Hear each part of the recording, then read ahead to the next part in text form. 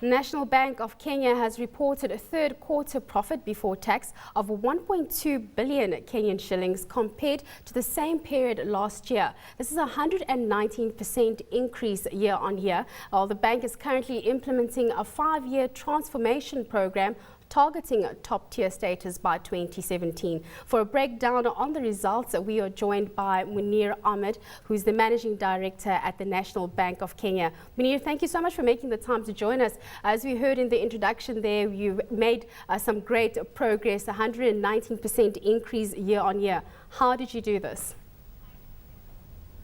Thank you very much for giving us this opportunity to explain how we achieved those results.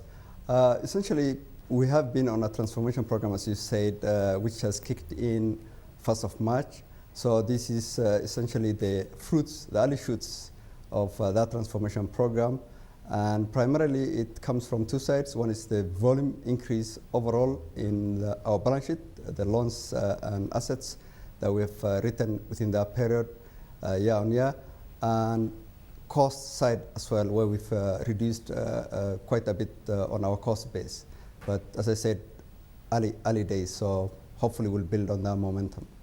Let's talk about that cost to income ratio, because it was a bit of a concern about a year ago. It was quite high, and I think you did hear speaking to the market watcher earlier, and right now you have managed to contain those costs. Can you give us a bit of a breakdown as to what exactly did you tackle in order to get this right? Structurally, the cost base, yes, was very high and still is quite high, given to where we want to take that cost-income ratio.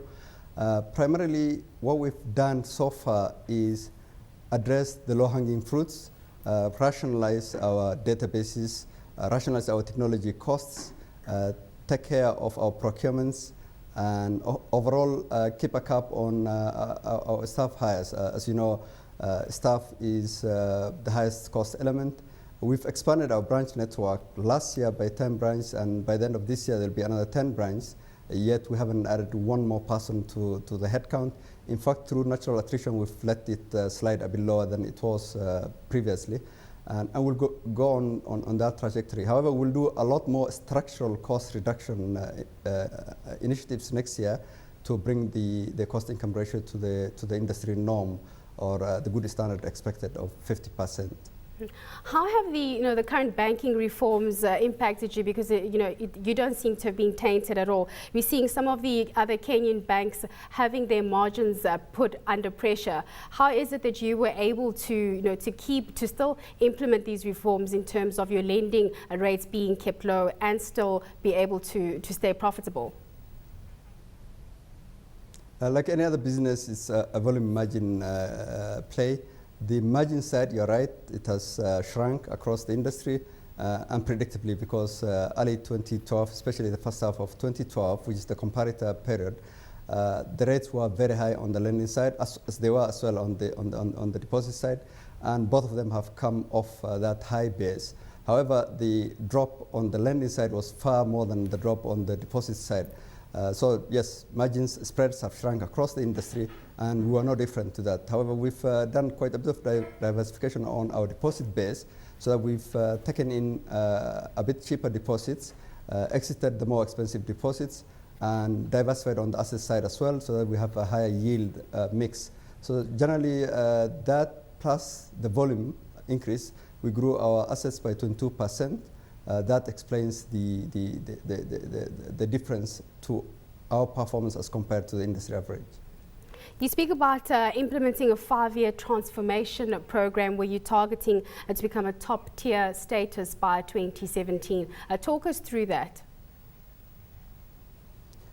Well, one is first to grow absolute size of the bank. This bank used to be one of the top 3 banks in the country, and now top tier basically means being one of the top 5 banks. 5-year is the time horizon we've set ourselves and our board, and we've got full shareholder support for that. One of the primary pieces of that is putting together a strategy which we've done with an international consultancy agency, and that strategy is what we are implementing currently. A primary piece of that will be putting our capital base higher, doubling it next year, and we'll be raising additional capital from our shareholders. And that will support the balance sheet growth that we've targeted over the 5-year period We've brought in talent into the bank from across the banking industry, both locally and internationally. We've also brought in better systems to underline the products we're introducing. We are revamping our product range. We are spreading our distribution network, both digitally as well as physical network. And we are tightening our cost control and, most importantly, risk management. So those are the grand pillars of our strategy. And to announce that change ambition that we've laid for ourselves, we've rebranded May this year. And now our colors, our logo, our promise, brand promise are all different to what they were before. So that's the overall 7-pillar strategy that we're pursuing, and we're going to pursue for the next 5 years, to 2017. You're also talking about expanding your footprint. Where else are you looking at bedding down your roots? The footprint physically, a full branch, we are setting up 10 this year. We're going to do 10 in each of 2014 and 2015. That will give us what we think is the necessary presence across the country, and to take advantage of the devolved system of government so that we're present in all the counties and all the major cities of the country. So that primarily will be our physical ambition for those 5 years. But in addition to that, and to complement that, we are now deploying a lot of electronic channels, and we're doing agent banking, where we're going to have 2,000 by the end of next year agents, and beyond that, take it to 5,000 agents. So essentially, we'll have a combination of our own branches, expand them by 30 branches in those 5-year strategic plan period, and also to build up our digital presence across the web, mobile banking, and agent banking. So that explains the right mix and for our customer acquisition, as well as to service and deliver to our customers' expectations.